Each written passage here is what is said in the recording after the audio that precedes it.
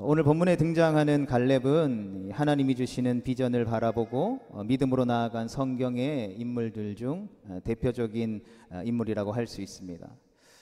갈렙은 이 현실 인식이 잘 되어 있는 사람이었는데 무엇보다 그는 스스로 객관적으로 바라보는 시각과 또 하나님을 믿음으로 바라보는 시각에 균형 감각이 있었던 사람입니다. 오늘 본문 10절로 12절의 말씀을 보면 갈렙이 처음 하나님의 비전을 선포할 때로부터 45년이라는 시간이 흐르게 됩니다. 그리고 그의 나이는 이미 85세에 이르게 되죠. 누가 봐도 전쟁에 나가서 가나안 땅을 차지하리라고 생각할 수 없는 나이였습니다. 그러나 갈렙은 그럼에도 불구하고 앞으로 나아왔습니다. 자기의 나이를 잠시 잊은 걸까요? 그렇지 않죠. 그는 스스로 자신의 나이가 85세로 늙은 사람이다라고 고백하죠. 자기가 전장에 실제로 나아가서 싸울 수 없는 나이라는 것쯤은 그도 알고 있었다라는 말입니다. 그럼에도 불구하고 그가 앞으로 나아갈 수 있었던 것은 그에게는 새로운 인식이 있었다라는 것입니다. 그것은 바로 하나님이 함께 하시면, 하나님이 허락하시면 내가 그 땅에 살고 있는 거인들을 쫓아내고 그 땅을 차지할 수 있다라는 인식입니다. 이것은 다른 말로 표현하면 믿음이다라고도 할 수 있을 것입니다. 그리고 이 믿음, 이 비전이라고 하는 것이 어느 날 갑작스럽게 성령 하나님의 은혜로 툭 튀어나온 것이 아니라 그가 고백하는 것처럼 45년 전에 이미 하나님이 그에게 주신 비전이었다라고 고백하는 것이죠. 그는 40세에 하나님의 이 말씀을 받았고 45년이 지난 이 시간 동안 그 비전을 간직했고 이제 이룰 때가 되었다라는 것을 고백하고 있는 것입니다. 사실 이스라엘 백성들이 가나안 땅에 들어갔지만 그것은 확실한 승리라고 할 수 없었습니다. 그들에게 비전은 단순히 가나안 땅에 들어가는 것에서 끝나는 것이 아니었다라는 것이죠. 그곳의 거민들을 쫓아내라고 하는 것이 바로 하나님의 말씀이었고 명령이었습니다. 하나님이 그렇게 말씀하신 데에는 다 이유가 있었죠. 그런데 이스라엘 백성들이 하나님이 약속하신 그 가나안 땅에 들어갔지만 그 땅에서 선명한 하나님의 비전을 붙들지는 못했습니다. 사실 이스라엘 백성들은 출애굽기에서부터 여호수아에 이르는 동안 수많은 전쟁을 치렀고 또 거기에는 수많은 하나님의 놀라운 기적들을 보았지만 어느 순간도 확실한 승리라고 말할 수 있는 것이 없었다라는 것이죠. 그들이 잠깐 삶에서 승리를 맛보았을지는 모르지만 그들은 늘 넘어졌고 늘 타락하고 하나님의 징계를 받는 상황 가운데에 놓여져 있었습니다. 가장 큰 문제는 광야에서 벗어나 이제 가나안으로 나아가는 그 목표는 있었지만 그 가나안 땅에서 어떻게 살아가야 할 것인지에 대한 선명한 비전이 없었기 때문은 아닐까 생각해 보게 되는 것이죠. 오늘날 이 시대는 젊은 세대들을 중심으로 또 교회가 능력을 많이 잃었다라고들 말합니다. 여러 가지 이유를 들 수 있겠지만 하나님이 주시는 선명한 비전을 잃어버렸기 때문은 아닐까 생각해 보게 됩니다. 요즘 젊은 세대들은 소확행이라는 말을 자주 사용합니다. 이 말은 줄임말인데요. 소소하지만 확실한 행복이라는 뜻입니다. 이 말에는 매우 실제적이고 현실적인 뉘앙스가 깃들어져 있죠. 소확행을 추구하는 그들은 교회 안에서 선포되어지는 어떤 비전이라고 하는 단어 자체를 내 마음대로 그리는 허황된 생각이라고 착각하고 있는 것 같습니다. 그러나 비전이야말로 믿음을 가진 신앙인에게 있어서 그 무엇보다도 실제적이고 또 현실적인 것을 넘어서 하나님이 우리에게 주시는 믿음의 눈으로 모든 상황들을 바라보는 것을 말하는 것이죠. 그러하기에 어쩌면 우리의 삶을 가장 강력하게 결단하게 만드는 것은 바로 선명한 비전일 것입니다. 제가 20대 후반에 예수님을 만나게 되고 또 예수님을 만나면서 이 선교에 대한 비전들을 가지게 됩니다. 그래서 이 선교를 나가려고 했더니 그럼 결혼을 해라 라고 해서 지금의 아내와 이제 결혼을 하게 되고 이제 1년 반 정도 이제 본격적인 교회 사역을 한 도중에 이제 선교지에서 선교사님의 콜링이 있어서 이제 첫째가 7개월 되었을 때에 선교지로 향하게 됩니다. 어쩌면 그때가 제 삶에 있어서 가장 경제적으로 어려운 시기였던 것 같습니다. 뭐 그 전에 결혼하기 전에는 부모님의 손을 빗대어 살았기 때문에 가정이 어렵긴 했지만 제 삶이 경제적으로 어렵다라고 말할 수는 없던 시기였기 때문인 것이죠. 제가 선교지에 있을 때 700불을 이제 선교사로서 생활비로 이제 받게 됩니다.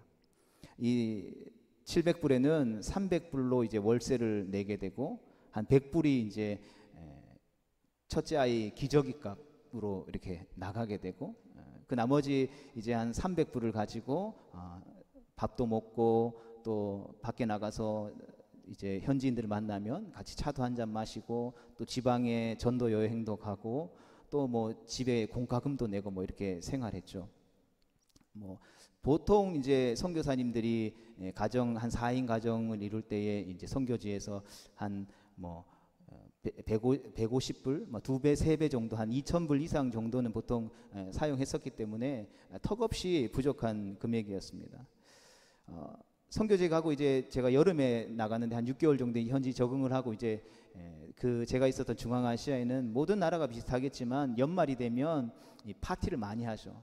이 파티가 이 현지에 믿지 않는 친구들을 전도 집으로 초대해서 복음을 전할 수 있는 가장 최고의 방법이었습니다.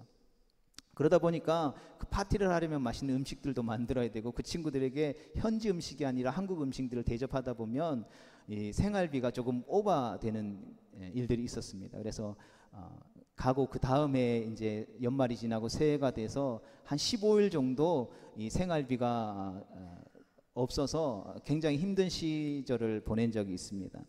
그때 이제 저희 첫째 아이가 돌 이제 지나고 한창 막 맛있는 거 좋아하고 과자 좋아할 때였는데 한 보름 동안 한 2주 동안 간식을 전혀 밥 먹는 거 이외에는 간식을 못 사준 적이 있습니다. 그러다가 이제 생활비를 받을 때가 돼서 이제 선배 선교사님 집에 가서 이제 같이 예배를 드리고 이제 생활비를 받아오는데 첫째가 이제 예배 드리고 나서 이제 다가를 나누는 시간에 과자를 이렇게 정말 뭐 아무 맛도 안 나는 그냥 비스켓을 하나 내놨는데 저희 첫째가 막 달려가더니 막 손을 쥐면서 허겁지겁 2주 만에 과자를 보니까 막 먹는 모습들을 보면서 야 그러면 안 돼 막 하고 났는데 이 마음속 깊은 곳에서 막 이 울컥한 게 나오더라고요.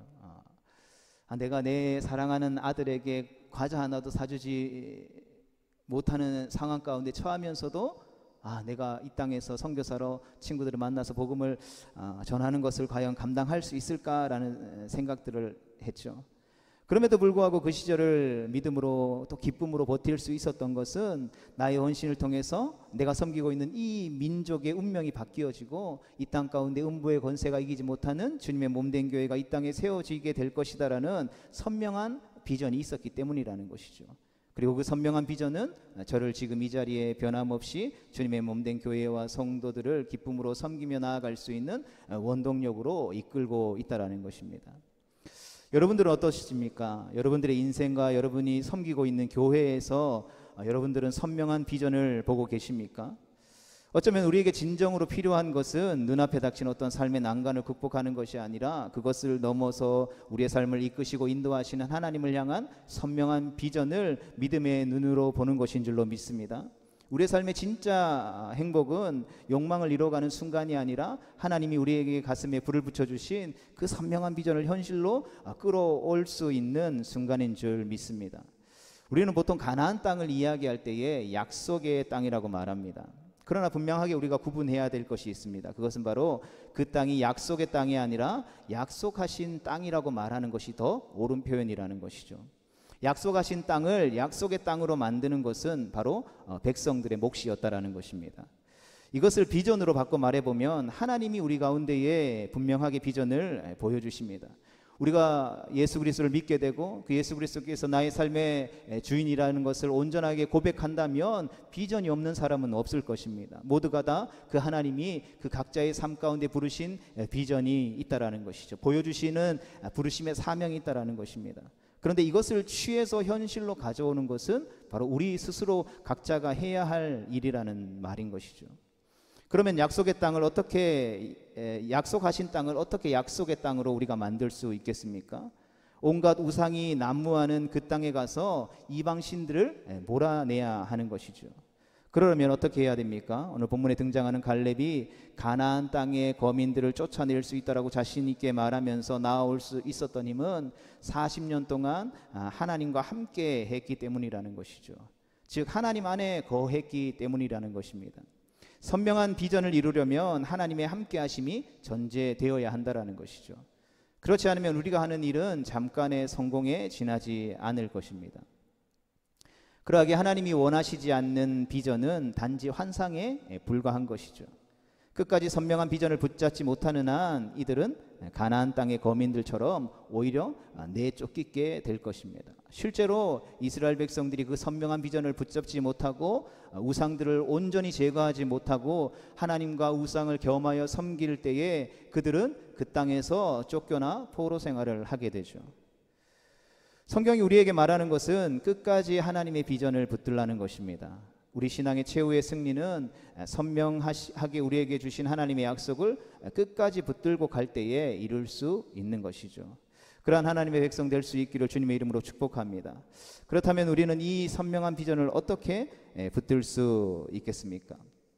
첫 번째로는 이 보이는 것 넘어 하나님이 주시는 확신이 있어야 한다라는 것입니다. 오늘 본문 7절 말씀을 보면 갈렙은 가데스 바네아에서의 정탐 후에 모세에게 성실한 마음으로 보고를 했습니다. 여기에서 성실하게로 번역된 단어는 강한 신념, 확신을 뜻하는 단어입니다. 즉 갈렙은 눈에 보이는 현실의 모습이 아니라 하나님이 그 땅을 바라볼 때 주셨던 그 마음에 주셨던 확신을 가지고 보고했다라는 것이죠. 그렇다면 지금 우리는 무엇을 바라보고 있습니까? 결코 우리 눈에 보이는 것이 우리의 비전이라고 말할 수는 없을 것입니다. 성경은 우리에게 무엇을 바라보는가가 중요한 것이 아니라 그것을 어떠한 시각을 가지고 어떠한 믿음을 가지고 바라보는 것이 더욱더 중요하다라고 말씀해주고 있다는 것이죠. 하나님이 주시는 확신을 가지고 우리의 삶에 하나님이 허락하신 그 상황들을 통해서 하나님의 비전을 바라볼 수 있어야 한다는 것입니다. 그럴 때 그 확신이 우리의 인생의 선명한 비전이 되어진다는 것이죠. 그런데 때때로 우리는 하나님이 주시는 그 확신이 아니라 우리의 욕망을 하나님의 비전으로 아름답게 포장하는 때가 있다는 것이죠. 그러면서 이 비전이 아닌 개인의 욕망을 이루려고 하는 것이죠. 오늘날 교회 안에서도 성도들 가운데에서도 특별히 직분을 많이 맡으면 맡을수록 또 특별히 목회자들 안에서도 이 업적을 이루는 것을 내 이름을 내고 내 업적을 남기는 것을 하나님의 비전이라고 선포하는 경우들을 매우 많이 보게 되죠. 이런 일이 하나님을 믿는다라는 신앙 공동체 가운데 나타나는 심각한 오류 중에 하나일 것입니다. 우리가 정직하고도 확신을 가지고 하나님이 기뻐하시는 비전을 바라볼 수 있게 되기를 주님의 이름으로 축복합니다. 여러분, 초대교회 성도들에게 있어서 가장 큰 명예는 무엇이었겠습니까? 바로 복음을 전하다가 순교하는 일이었습니다. 바로 예수님께서 그들 가운데 보여주셨던 삶이었다라는 것이죠. 예수님의 제자들 중 가룟 유다를 제외한 10명의 제자들이 명예롭게 순교하게 됩니다. 그렇다면 순교하지 않은 나머지 한 명은 누구였을까요? 사도 요한이었죠. 사도 요한은 예수님께서 십자가에 못 박히실 때에 제자들이 다 뿔뿔이 흩어질 때에 끝까지 그 자리에 남아서 자리를 지켰던 인물입니다. 그리고 그 남은 세례 요한을, 사도 요한을 향해서 예수님은 그를 향해 육신의 어머니 마리아를 부탁하게 되죠. 요한은 그때 예수님의 부탁을 받아서 30여 년간 예수님의 육신의 어머니였던 마리아를 보살피게 됩니다. 여러분, 상상해 보십시오. 요한이 마리아를 보살피는 가운데에 나머지 제자들은 능력 있게 복음을 전했고 영광스럽게 순교했습니다. 그러한 이야기를 사도 요한이 보고 전해 들을 때마다 사도 요한의 마음이 어땠을까요? 나는 순교 안 했으니까 감사하다, 이렇게 생각했을까요? 그렇지 않죠. 사도 요한을 예수님이 처음 부르실 때에 그의 이름을 우레의 아들이라고 별명을 붙여주셨죠. 성격이 불같은 사람이었다라는 것입니다. 자신도 그런 능력 있고 영광스러운 삶을 살고 싶어 하지 않았을까요? 그러나 요한은 끝까지 예수님과의 약속을 지켰습니다. 그런 요한이 쓴 성경이 무엇입니까? 요한복음도 있겠지만 요한 1서, 요한 2서, 요한 3서의 말씀이죠. 읽으면 읽을수록 주옥 같은 하나님의 말씀입니다. 만약 요한이 예수님과의 약속을 가슴에 담고 보냈던 30년의 세월이 없었다면 과연 그는 저런 말씀을 쓸 수 있었을까 생각해 보게 되는 것이죠. 요한이 하나님 앞에 끝까지 쓰임을 받을 수 있었던 이유는 주님이 그 마음 가운데 주셨던 선명한 비전을 품고 있었기 때문인 줄 믿습니다. 이처럼 비전의 사람은 내가 하고 싶은 대로 움직이는 사람이 아니라 하나님이 주신 비전 때문에 절제하고 헌신할 줄 아는 사람인 것이죠. 어쩌면 요한에게 있어서 능력 있게 복음을 전하다가 탁 순교하는 것이 더 쉬웠을지도 모를 것입니다. 그러나 하나님이 쓰시는 사람은 자기가 하고 싶은 일을 위해 뛰쳐나가는 사람이 아니라 하나님이 가슴에 선명하게 품먹게 하신 그 비전을 품고 기다리며 준비하는 사람인 것이죠. 지금 하고 있는 일이 비전을 이루는 일임을 확신하는 사람이라는 것입니다. 우리의 인생의 최선의 삶은, 최고의 삶은 바로 이처럼 하나님이 보여주신 선명한 비전을 위해서 말씀대로 살아가는 것인 줄로 믿습니다. 눈에 보이는 것을 넘어서서 하나님이 주시는 그 선명한 비전을 붙들고 주님의 뜻을 이루어가는 우리 모두가 될 수 있기를 주님의 이름으로 축복합니다. 두 번째는 우리가 품은 비전을 입으로 선포해야 한다는 것입니다. 갈렙은 모세에게 확신을 가지고 보고했습니다. 본 것을 그대로 전했다라는 말이죠. 하나님이 우리에게 주신 비전들을 외적으로 고백하는 것은 참으로 중요합니다. 우리는 선교의 비전을 가진 교회는 선교의 비전을 계속해서 입술로 선포하고 고백하죠. 또 구조의 비전을 가진 교회들은 그 구조의 비전을 계속해서 선포합니다. 또 교육과 다음 세대를 향한 비전을 가진 교회는 교육과 다음 세대를 향한 비전을 선포하게 되죠. 그리고 그렇게 입을 열어서 비전을 말로 선포할 때에 하나님이 놀랍게도 그것을 이루어 가시는 것들을 보게 되는 것입니다. 여러분, 우리는 우리 스스로에게 질문해 볼 수 있어야 합니다. 작게는 가정에 주신 비전이 있으십니까? 또 나아가 크게는 옥계교회 가운데 주신 비전이 있으십니까? 그것을 입술을 열어 선포할 때에 하나님께서 그 비전을 이루어 주실 줄 확신합니다.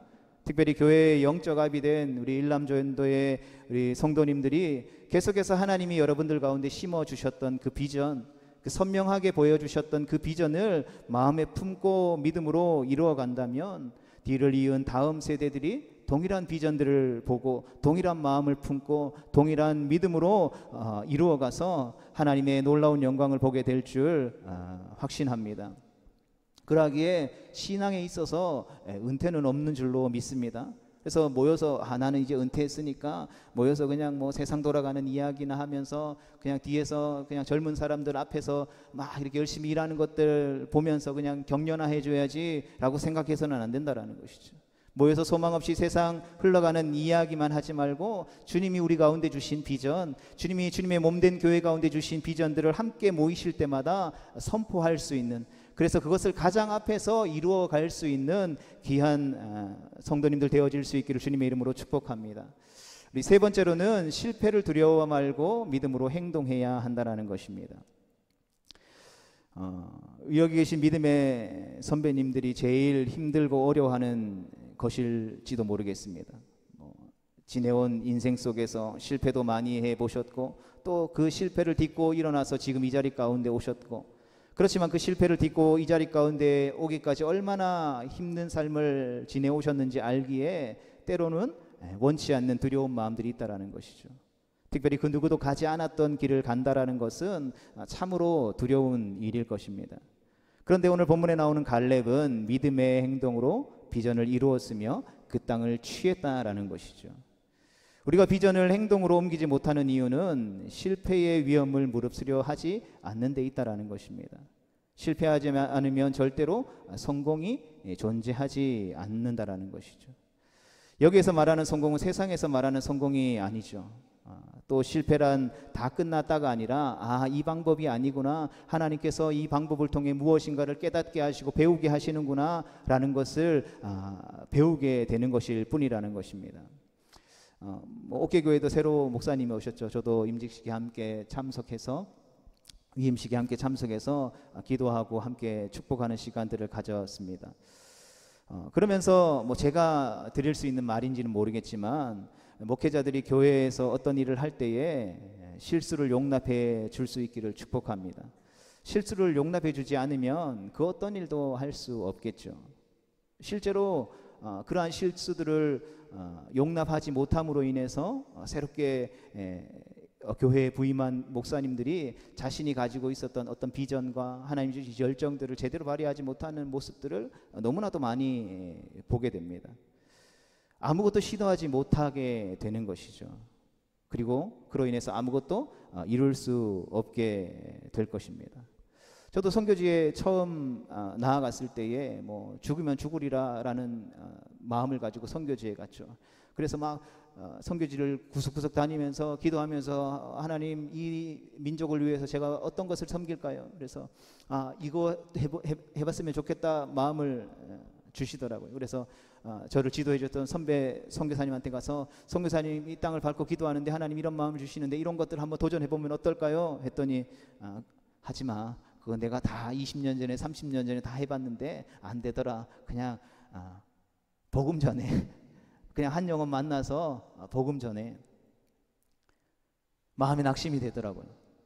실제로 이 젊은 청년의 때에 막 열심을 가지고 해볼 수 있는 일들이 많았음에도 불구하고 또 그것들을 통해서 하나님이 저를 다루시고 또 배우게 하시고 경험하신 것들이 있지만 그러한 새로운 도전 앞에 내가 해봤던 경험들 때문에 누군가가 그 또 다른 도전들을 하는 것을 가로막는 경험들을 하게 되더라는 것이죠. 그렇게 되지 않기 위해서 여러분들이 먼저 시도할 수 있기를 주님의 이름으로 축복합니다. 나는 이제 은퇴했어, 늙어서 못돼, 몸도 불편하고, 그렇게 안돼를 고백하는 것이 아니라 실패를 두려워하지 말고 오히려 실패를 통해 하나님의 비전에 대한 더 선명한 확신들을 가지고 하나님이 이걸 원하시는 것이 아니라 다른 것을 원하시는구나, 하나님이 원하시는 그 다른 것을 또다시 찾기 위해서 그것들을 선명하게 보여주시는 그 비전들을 찾아서 삶을 들여서 헌신하며 나아갈 수 있게 되기까지 계속해서 실패를 두려워하지 말고 시도할 수 있기를 주님의 이름으로 축복합니다. 그래서 주님께서 주신 비전들을 이루어갈 수 있기를 주님의 이름으로 축복합니다. 오늘 본문 말씀에 나오는 갈렙을 통해서 우리에게 확신하고 말씀해 주는 것이 무엇입니까? 그것은 바로 믿음의 사람은 결코 행동하는 것을 두려워하지 않는다라는 것이죠. 하나님이 주신 비전은 하나님이 이루실 것을 확신하기 때문이라는 것입니다. 하나님의 때가 아니라면 하나님께서 막으실 것이죠. 무엇이 두렵겠습니까? 하나님의 때가 라면 하나님이 또한 이루실 것이기 때문에 우리가 걱정할 것이 무엇이 있겠습니까? 우리가 늘 하나님의 말씀에 신실하게 반응할 준비를 하고 있다면 어떠한 행동을 취하는 것도 우리는 두려워할 필요가 없다라는 것이죠. 믿음의 행동을 따라 나아가는 비전의 사람은 절대 실패하지 않는 줄로 믿습니다. 믿음의 행동을 따라 나아가는 비전의 공동체 주님의 몸된 교회는 결코 실패하지 않는 줄 확신합니다. 바라기는 저와 여러분들이 허락하신 삶의 자리에서 또 섬기는 주님의 몸된 교회에서 이 믿음의 확신 가지고 하나님이 우리 가운데 보여주시는 그 선명한 비전을 향해서 다시 뛰어들고 다시 달려가며 하나님의 비전들을 성취해 나아가는 거룩한 하나님의 백성 되어질 수 있기를 주님의 이름으로 축복합니다.